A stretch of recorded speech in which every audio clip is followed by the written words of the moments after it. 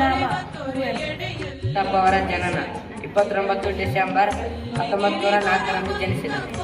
ಅವರ ಜನ್ಮಸ್ಥಳ ಶಿವಮೊಗ್ಗ ಜಿಲ್ಲೆ ತೀರ್ಥಹಳ್ಳಿ ತಾಲೂಕು ಕುಪ್ಪಳ್ಳಿ.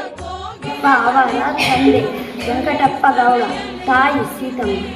ಪ್ರಕಾರ ಸಣ್ಣ ಕಥೆ, ಕವಿತೆ, ಕಾದಂಬರಿ, ನಾಟಕ ಮುಂತಾದ. ಅವರ ಕೃತಿಗಳು ಅನಿಕೇತನ, ಪಕ್ಷಿಕಾಶಿ, ನನ್ನ ದೇವರು ಮತ್ತು ಇತರ ಕಥೆಗಳು, ಕಾನೂರು ಸುಬ್ಬಮ್ಮ ಹೆಗ್ಗಡತಿ, ತಪೋನಂದ, ಮಲೆಗಳಲ್ಲಿ ಮದುಮಗಳು, ಕಾದಂಬರಿ, ಕಲಾಸುಂದರಿ ಮುಂತಾದ ಕೃತಿಗಳನ್ನು ರಚಿಸಿದ್ದಾರೆ.